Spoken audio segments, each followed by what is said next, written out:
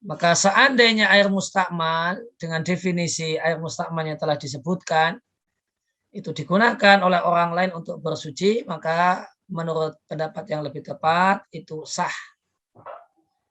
Di antara alasannya para sahabat mereka saling berebut, memperebutkan air yang berjatuhan dari air wudhunya Nabi Shallallahu Alaihi Wasallam. Para sahabat rebutan untuk menampung air yang berjatuhan dari anggota wudhu Nabi.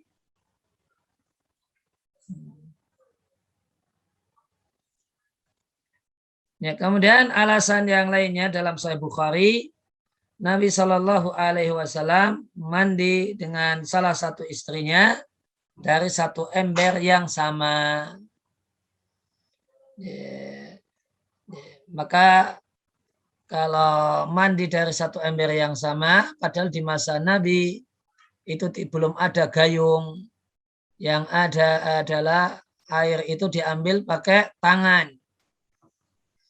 Ini belum ada gayung.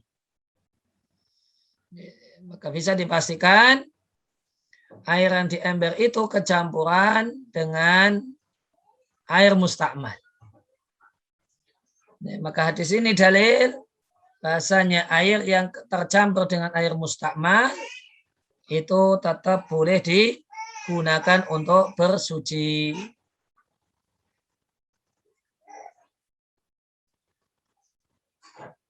Ya, kemudian tambahan berikutnya berkenaan dengan air, bahasanya status air itu suci dan mensucikan tidaklah hilang dengan semata-mata ragu-ragu.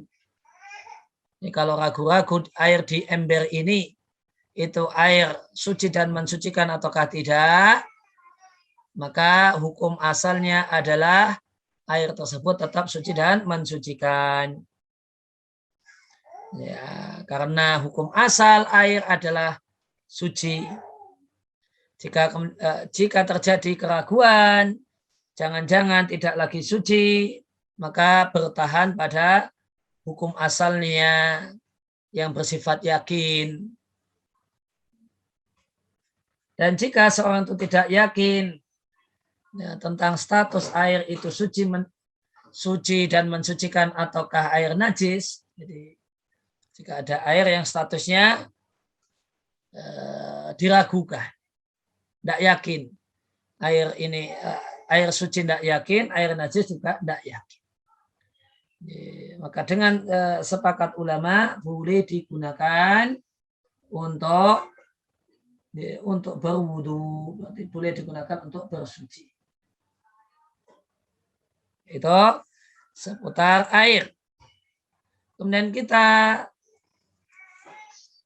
masuki pembahasan berikutnya ya, tentang najis-najis yang kenajisannya itu berdasarkan dalil. Najis-najis yang terdapat dalil yang mendukung statusnya sebagai najis. Maka yang pertama dan yang kedua jelas termasuk najis adalah air seni orang, air kencing, dan berak. Dalil kalau berak manusia itu najis, sabda Nabi Shallallahu Alaihi Wasallam dalam hadis yang diriwayatkan oleh Abu Dawud, jika kalian sandalnya menginjak kotoran, yaitu kotoran orang, fa inna turab lahu tahurun, maka debu setelahnya yang berjumpa atau yang bergesekan dengan sandal tersebut adalah alat untuk membersihkannya. Sedangkan dalil bahwasanya air kencing itu najis berdasarkan hadis dari sahabat Anas bin Malik radhiyallahu anhu. Dia menceritakan ada seorang Arab Badui kencing di masjid, Lantas ada sebagian sahabat yang berdiri mendekatinya untuk menghentikan kencingnya. Namun Nabi Shallallahu Alaihi Wasallam malah melarang perbuatan sahabat ini, sahabat yang mau menghentikan. Nabi katakan, da'uhu, biarkan dia menyelesaikan kencingnya, jangan hentikan.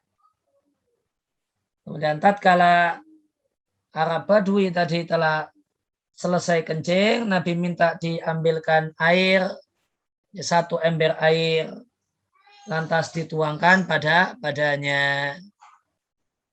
Demikian adalah hadis yang diriwayatkan oleh Al-Bukhari dan Muslim.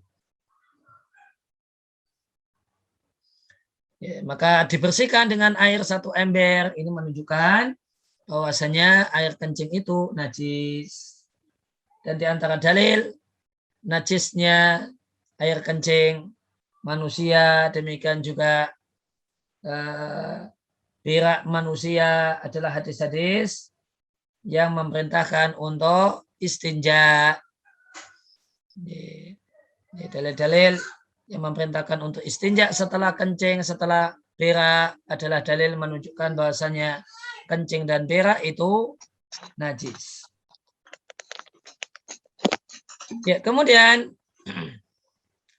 ya, najis yang ketiga dan yang keempat adalah cairan madhi dan cairan wadi.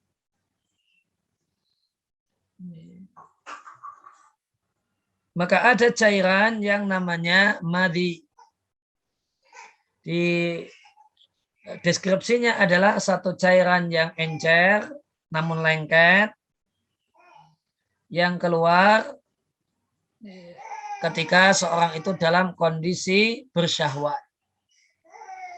Misalnya saat terjadi jumbuhan suami istri, atau ketika seorang itu teringat dan membayangkan hubungan biologis atau berkeinginan untuk melakukan hubungan biologis. Nah, ini kemudian keluar cairan ini namanya madhi. Dan madhi itu la yakunu dafiqat. Madhi itu keluarnya tidak muncrat, lain hanya dengan mani. Dan setelah keluarnya madhi, badan seorang itu tidak mengalami lemas, lain hanya dengan jika yang keluar adalah mani. Setelah keluar mani, badan terasa lemas. Bahkan boleh jadi seorang itu tidak merasa dan menyadari dan mengetahui kalau keluar madhi dari dirinya. Dan madhi ini ada pada laki-laki dan perempuan. Dan menurut literatur fikih, perempuan itu madhinya lebih banyak dibandingkan laki-laki. Dan madhi ini najis dengan sepakat para ulama. Oleh karena itu Nabi Shallallahu Alaihi Wasallam memerintahkan untuk membersihkan farji darinya. Farji yang terkena madhi itu Nabi perintahkan untuk dibersihkan. Dalam hadis yang diriwayatkan oleh Bukhari dan Muslim, Nabi memberikan jawaban kepada salah satu sahabat yang bertanya tentang madhi. Maka Nabi katakan, yaghsilu dzakarahu. Hendaklah dia bersihkan zakarnya. Ini berarti najis. Kemudian wa yatawaddau dan berwudu setelahnya. Ini menunjukkan kalau keluarnya air madhi, keluarnya madhi itu membatalkan wudu. Jadi madhi itu najis, itu yang pertama. Kemudian yang kedua membatalkan wudu. Kemudian yang kedua, tadi nomor 3 dan 4. Kemudian nomor 4 adalah cairan namanya wadi. Wadi definisinya atau gambar deskripsinya adalah cairan warnanya putih, kemudian kental, yang keluar setelah kencing. Setelah kencing kemudian keluar cairan yang lengket-lengket keluar, itu wadi. Wa najisun bi ijma'an, dan wadi ini itu najis dengan sepakat ulama. Kemudian yang kelima, benda yang najis berdasarkan nas, ada nas khusus tentangnya,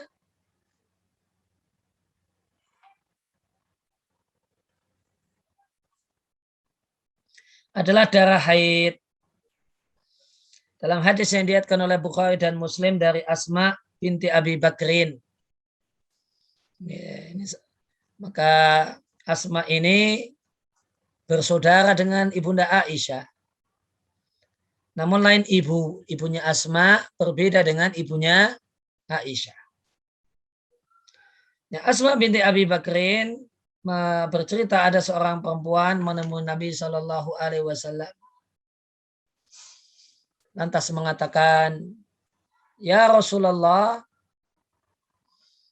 ada seorang wanita yang kainnya terkena darah haid. Apa yang mesti dia lakukan?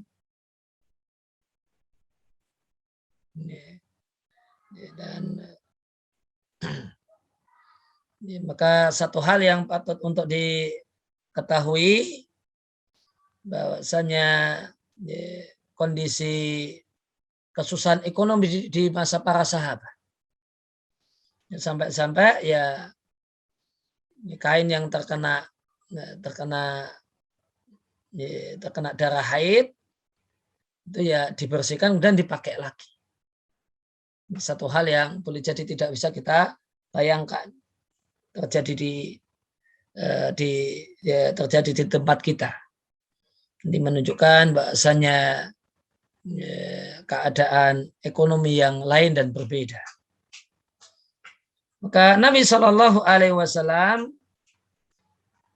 mengatakan tentang air yang terkena najis. Nabi katakan tahut tuhu, kalau dikerik pakai kuku. Jadi kalau kering dikerik pakai kuku.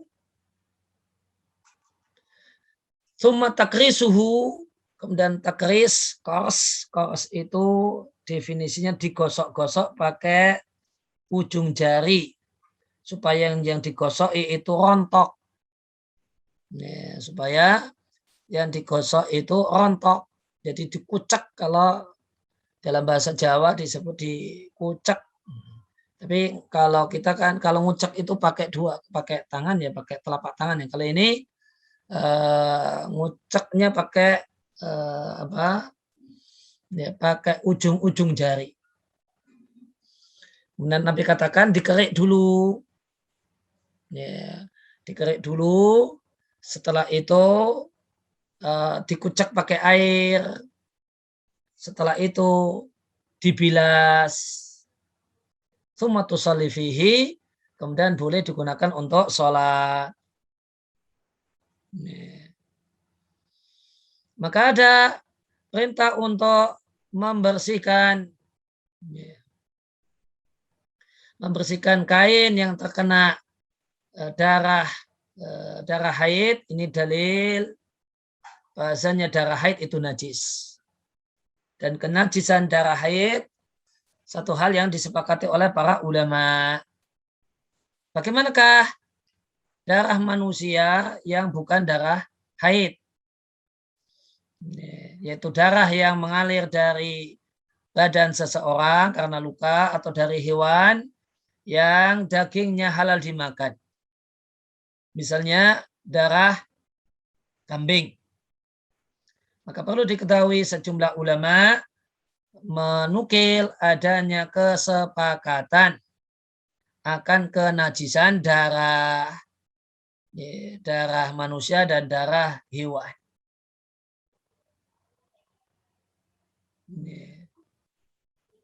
Maka jika di sini disampaikan oleh penulis fikih sunnah linisa, keputusan yang agak mengambang.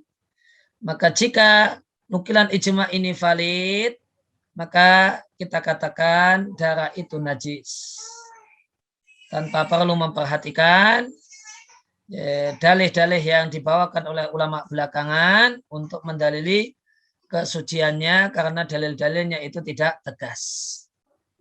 Dan bisa kita sampaikan secara lebih tegas, bahasanya yang tepat darah manusia, atau meskipun itu bukan darah haid, darah itu najis. Sebagaimana nukilan sejumlah ulama yang mengatakan tentang adanya ijma kenajisan darah. Nukilan ijma disampaikan oleh Imam Ahmad dan yang lainnya. Kemudian kaum muslimah sekalian yang dimuliakan oleh Allah Subhanahu wa taala, najis yang ke-9 adalah kotoran hewan. Manakala hewan tersebut adalah hewan yang dagingnya tidak halal dimakan. Ya, misalnya kotoran anjing, misalnya kotoran babi, atau kotoran hewan-hewan yang tidak halal dimakan yang lainnya. Dalilnya dari Abdullah, mungkin Abdullah adalah Abdullah ibnu Mas'ud.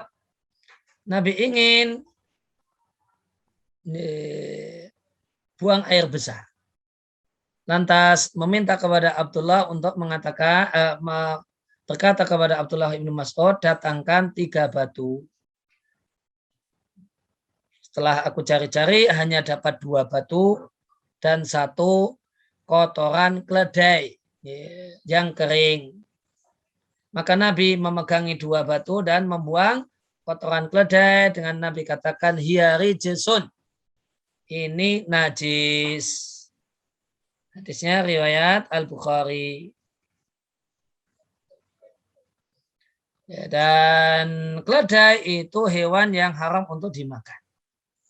Maka disimpulkan bahasanya kotoran hewan yang haram untuk dimakan itu najis. Sedangkan hewan yang dagingnya itu halal untuk dimakan jika disembelih, maka jika mayoritas pakannya itu bukan najis, mayoritas pakannya adalah pakan yang suci,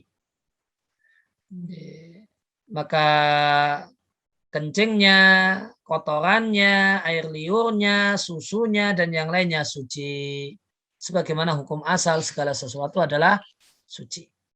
Namun jika mayoritas pakannya itu najis, namanya hewan jalalah. Namanya hewan jalalah.